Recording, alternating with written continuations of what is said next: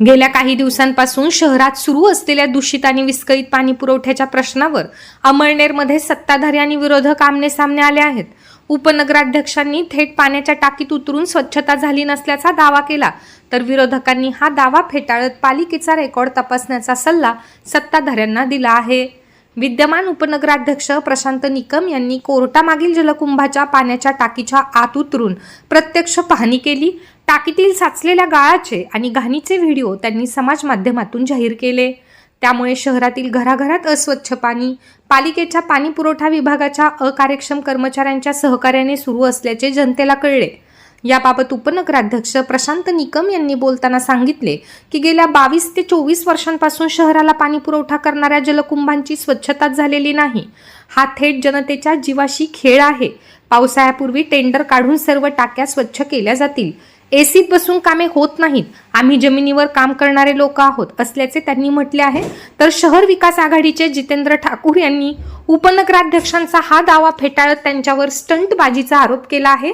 आघाडीने 22 जून रोजी दूषित पाण्याविरोधात मोर्चा काढण्याचा इशारा दिला होता। त्यावरून लक्ष भरकटवण्यासाठी हा प्रकार सुरू असल्याचा आरोप त्यांनी केला।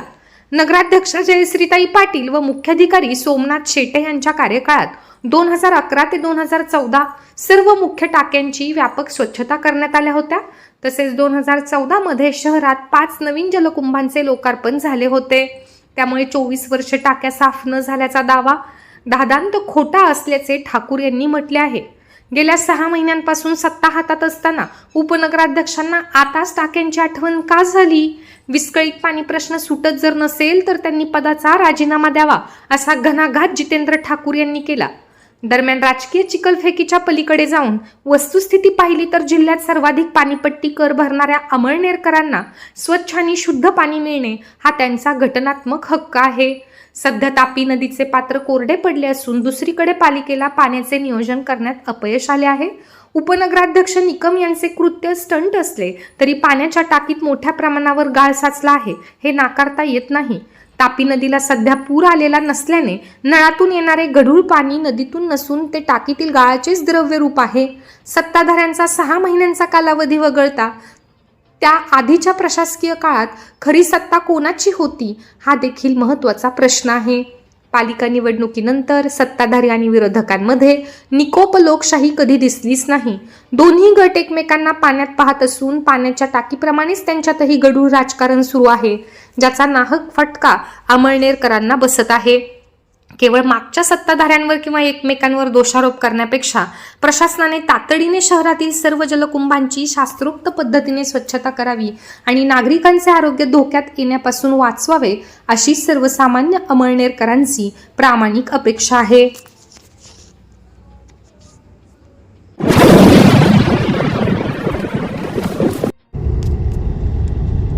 अमळनेर शहरातील बोरी नदी पुलावर किरकोळ विक्रेते व हातगाडी धारकांनी मोठ्या प्रमाणावर अतिक्रमण केले होते।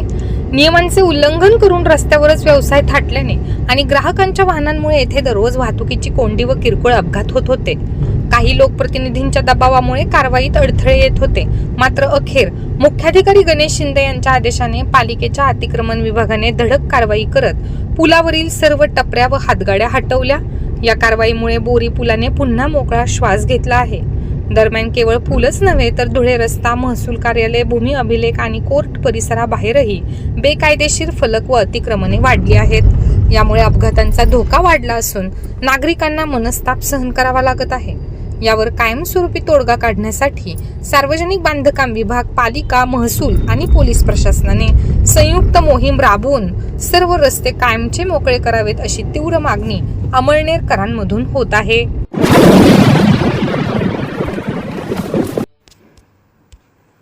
अमळनेर शहरातील एकता नगर, जी नगर गल्ली भागात घरमालक साखरपुड्यासाठी बाहेरगावी गेल्याची संधी साधून अज्ञात चोरट्यांनी बंद घराचे कुलूप तोडून सुमारे 8,66,068 रुपयांचे सोन्याचे दागिने लंपास केले। ही घटना 21 जून रोजी सकाळी उघडकीस आली। फिर्यादी छगन चुडामन भिराडे हे 20 जून रोजी रात्री कुटुंबासह पुतण्याच्या साखरपुड्यासाठी सुरत येथे गेले होते।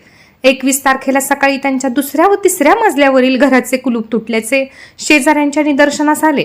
चोरट्यांनी कपाटांचे लॉक तोडून सोन्याची पोत, चपला, हार, कानातले व बाळाची रिंग असा एकूण 8,66,068 रुपयांचा ऐवज चोरला. दाट वस्ती असल्याने चोरट्यांनी शेजारच्या घरावरून इमारतीत प्रवेश केल्याचा संशय आहे. घटनेची माहिती मिळताच DYSP विनायक कोते, पोलीस निरीक्षक दत्तात्रय निकम यांच्यासह जळगाव स्थानिक गुन्हा अन्वेषण श्वान व ठसे तज्ञ पथकाने घटनास्थळी भेट दिली. कपाटावर चोरट्यांचे ठसे आढळले आहेत. अमळनेर पोलिसात भारतीय न्याय संहितेनुसार गुन्हा दाखल करण्यात आला असून पुढील तपास पोलीस उपनिरीक्षक शरद काकळीस करीत आहेत.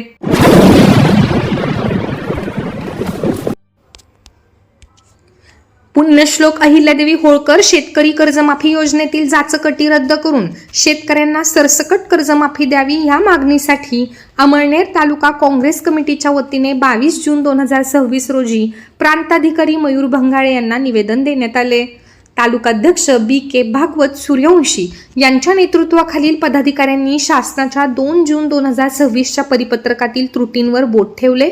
निवडणुकीत सरसकट कर्जमाफीचे आश्वासन दिले असताना प्रत्यक्षात मात्र 2 लाख रुपयांची मर्यादा, मागील लाभार्थ्यांना केवळ 50,000ची तरतूद आणि लोकप्रतिनिधी व सहकार क्षेत्रातील कर्मचाऱ्यांना योजनेतून वंचित ठेवणे यांसारख्या जाचक अटी घातल्याचा आरोप काँग्रेसने केला आहे. अतिरिक्त रक्कम भरण्याची अट रद्द करण्यात यावी, नियमित कर्जदारांच्या प्रोत्साहन अनुदानात वाढ करावी आणि सहकार कर्मचाऱ्यांवरील वेतनाची अट हटवावी अशा मागण्या निवेदनात करण्यात आल्या आहेत. या प्रसंगी मनोज पाटील, सुलोचना वाघ, संदीप घोरपडे, ॲडव्होकेट कौस्तुभ पाटील यांच्यासह काँग्रेसचे अनेक पदाधिकारी व कार्यकर्ते मोठ्या संख्येने उपस्थित होते.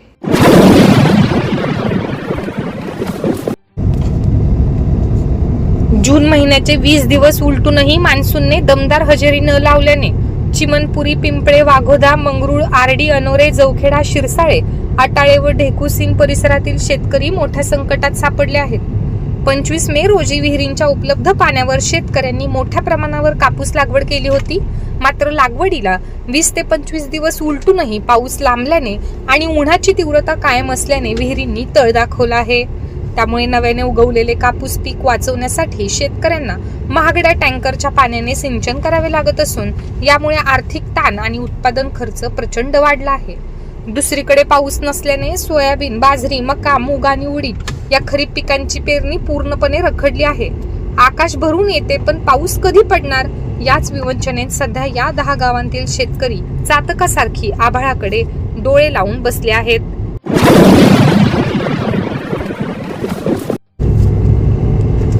अमळनेर तालुक्यातील शिरूड येथील उद्योजक व माजी विद्यार्थी साहेबराव पंडित पाटील आणि सौ शुभांगी पाटील यांनी आपली दिवंगत कन्या स्वर्गीय रक्षा साहेबराव पाटील हिच्या स्मृतीप्रित्यर्थ शिरूड जिल्हा परिषद प्राथमिक शाळेला 32,000 रुपये किमतीचे वॉटर कूलर मशीन भेट दिले.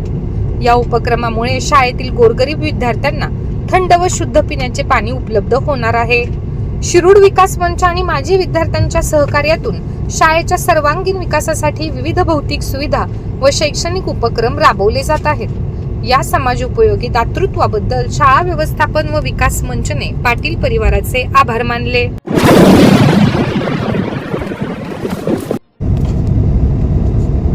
जून महिन्याचे 20 दिवस उलटूनही मान्सूनने दमदार हजेरी न लावल्याने चिमनपुरी, पिंपळे, वाघोदा, मंगरुळ, आरडी, अनोरे, जवखेडा, शिरसाळे, आटाळे व ढेकुसीन परिसरातील शेतकरी मोठ्या संकटात सापडले आहेत. 25 मे रोजी विहिरींच्या उपलब्ध पाण्यावर शेतकऱ्यांनी मोठ्या प्रमाणावर कापूस लागवड केली होती. मात्र लागवडीला 20 ते 25 दिवस उलटूनही पाऊस लांबल्याने आणि उन्हाची तीव्रता कायम असल्याने विहिरींनी तळ दाखवला आहे. त्यामुळे नव्याने उगवलेले कापूस पीक वाचवण्यासाठी शेतकऱ्यांना महागड्या टँकरच्या पाण्याने सिंचन करावे लागत असून यामुळे आर्थिक ताण आणि उत्पादन खर्च प्रचंड वाढला आहे. दुसरीकडे पाऊस नसल्याने सोयाबीन, बाजरी, मका, मूग आणि उडीद या खरीप पिकांची पेरणी पूर्णपणे रखडली आहे. आकाश भरून येते पण पाऊस कधी पडणार याच विवंचनेत सध्या या 10 गावांतील शेतकरी चातकासारखी आभाळाकडे डोळे लावून बसले आहेत.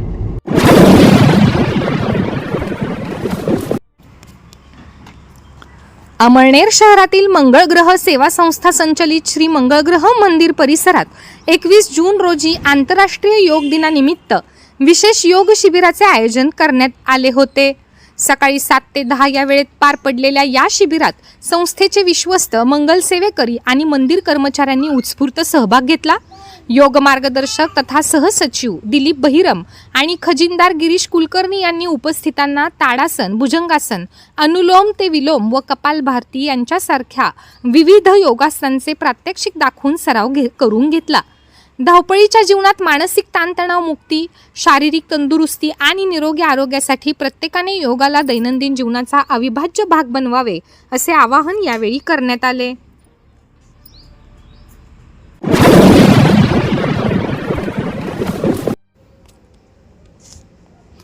जलसंपदा मंत्री नामदार गिरीश महाजन यांचे AI तंत्रज्ञानाचा वापर करून मॉर्फ फोटो बनवून बदनामी करणाऱ्यांवर गुन्हे दाखल करण्याची मागणी करण्यात आली आहे. भाजप पदाधिकाऱ्यांनी खासदार स्मिता वाघ यांच्या उपस्थितीत पोलीस निरीक्षक दत्तात्रय निकम यांना निवेदन दिले.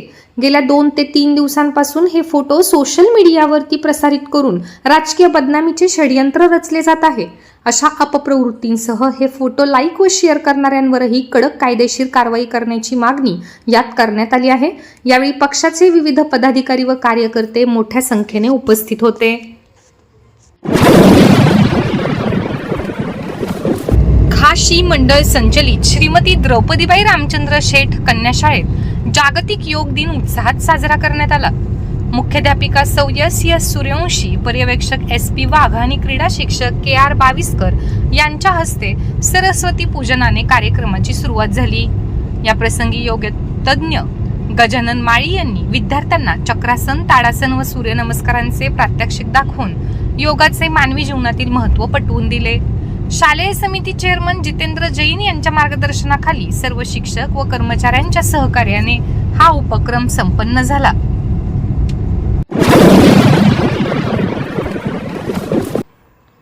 गायत्री मंदिर परिसरातील बांबूच्या झाडांना आग लागल्याची घटना घडली. बाजूलाच पेट्रोल पंप असल्याने मोठा अनर्थ टळला. आग लागल्याचे लक्षात येताच नगरसेवक प्रताप साळी यांनी तातडीने अग्निशमन अधिकारी गणेश गोसावी यांना दूरध्वनीवरून माहिती दिली. नगर परिषद अग्निशमन दलाचे कर्मचारी फारुख शेख, वासिम पठाण आणि मच्छिंद्र चौधरी यांनी तात्काळ घटनास्थळी धाव घेत आग आटोक्यात आणली. पेट्रोल पंप जवळच असल्याने आग पसरल्यास मोठा स्फोट होण्याची शक्यता होती. अग्निशमन दलाच्या वेळेवर केलेल्या कारवाईमुळे कोणतीही जीवित किंवा मोठी वित्तहानी टळली.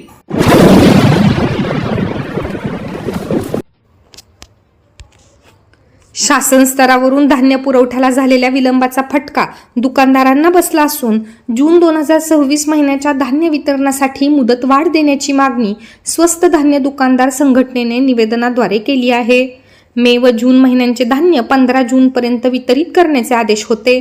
मात्र एप्रिल ते जून या काळात धान्य वेळेत उपलब्ध न झाल्याने निर्धारित मुदतीत वाटप करणे अशक्य झाले, असे शहराध्यक्ष दिलीप सैनानी यांनी सांगितले. वेळेत द्वारपोच पुरवठा झाला असता तर अडचण आली नसती, असे तालुकाध्यक्ष प्रवीण गोसावी यांनी स्पष्ट करत तातडीने मुदतवाढीची मागणी केली. अमळनेर येथील मंगळग्रह सेवा संस्था, गुलाबरावजी पाटील सोशल फाउंडेशन, संकल्प सेवा फाउंडेशन व R Jhunjhunwala Shankara I hospital Panvel यांच्या संयुक्त विद्यमाने 21 जून रोजी मोफत मोतीबिंदू तपासणी शिबिर पार पडले. मंगळग्रह मंदिरात आयोजित या शिबिरात 73 नागरिकांची नेत्र तपासणी करण्यात आली.